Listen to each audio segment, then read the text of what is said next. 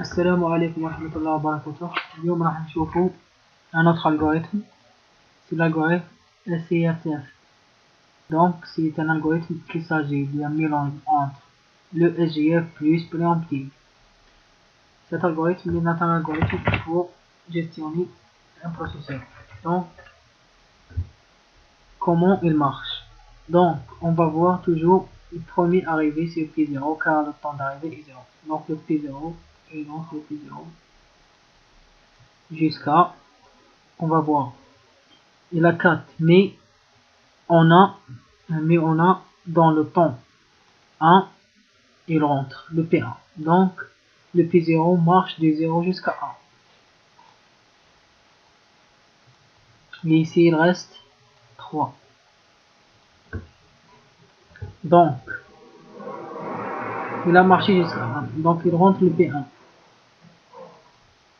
Le P1 va marcher de 1 jusqu'à 3. Toujours on va voir le temps d'arrivée. De 1 jusqu'à 3, il rentre le P2. Donc il va marcher jusqu'à 3. Donc il a marché 2 pas. Donc 2. Il reste 2. Donc on va voir le P2. Donc il rentre le P2. Dans 3. Le P2 va rentrer. On va voir le P2 va rentrer. Il marche jusqu'à 5. De 3 à 5. Il marche jusqu'à 5. Jusqu'à 5. Donc 2. Il reste 0. Donc le P2 est fini. Donc le P3 rentre dans 5. On a dit que le P3 va rentrer dans le temps 5. On va écrire P3. Il va marcher jusqu'à 7.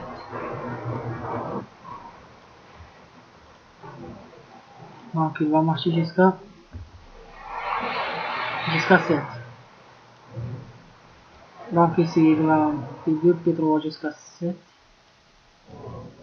Il reste 2. Donc le P4 va rentrer dans le diagramme jusqu'à 9.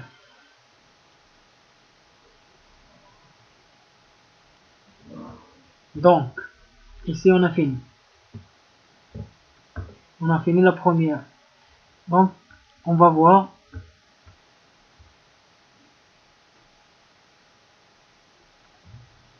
donc il reste le P0 et le P1 et le P3 et le P4.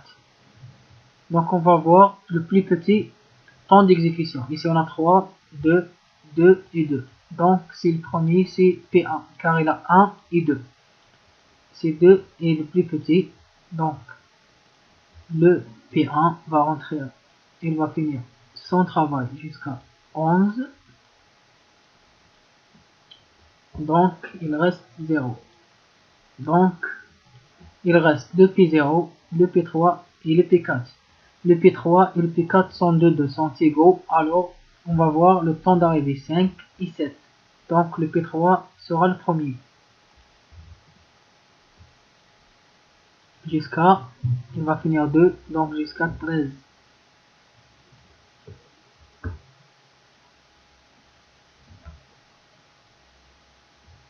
Donc ça ici est fini, donc il reste P3 est fini, il reste P0. Donc P0 c'est 3, donc il va P0 jusqu'à 16. Donc on va calculer le temps complet. Le temps complet, on a dit qu'il faut voir dans le gain, dans le diagramme de gain. On va voir la plus grande valeur de P0 dans le gain. On a 1 et on a 16. Donc on va choisir 16, c'est le plus grand. On va voir le P2, P1, comme vous voyez. On va voir le P1, on a 3 et on a 11. Donc on va choisir le 11 car il est le plus grand. Et on va voir le P2, on a 5 c'est tout. On a 5, donc 5 c'est le plus grand. Et on a le P3. On a le P3, on a 7 et 13. Donc on va prendre le 13. Et on a le P4 qui sera, on a le P4. On va voir le P4, on a juste 9, donc on va écrire 9. Pardon. 9. Donc on va donc maintenant calculer le temps de rotation. C'est quoi le temps de rotation? Donc le temps de rotation est égal, on va écrire le temps de rotation égal à le temps complet moins le temps d'arrivée.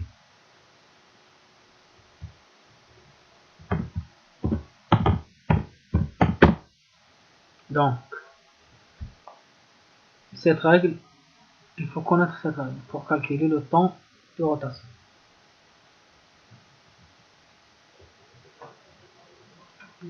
Donc on a 16 moins 0 qui est égal à 16. Et on a 11 moins 1 qui est égal à 10. Et on a 5 moins 3 qui est égal à 2. Et on a 13 moins 5 qui est égal à 8. Et on a 9 moins 7 qui est égal à 2. Donc on va alors calculer le temps moyen de rotation qui est égal à la somme du taux de rotation sur le nombre de processus. On a 16 plus 10, 26, 28, 30, 38. Donc on a 38 sur 5. Et maintenant on va calculer le temps. On va calculer le temps de rotation. Le temps d'attente. On a dit le temps d'attente est égal à le temps de rotation moins le temps d'exécution.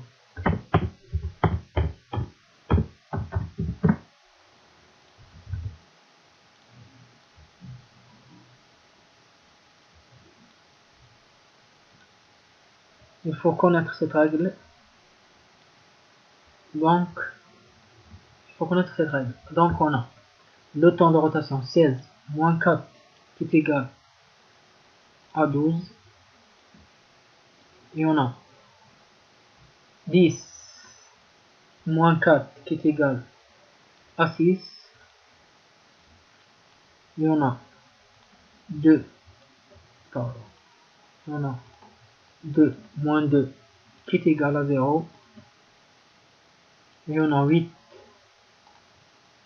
moins 4 qui est égal à 4. Et on a 2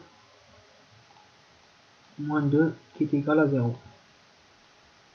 Donc, on va calculer le temps moyen d'attente qui est égal à la somme de tous les temps d'attente sur le nombre de processus. On a 12 plus 4, c'est 16, 16 plus 6 et 22. Donc on a 22 sur 5.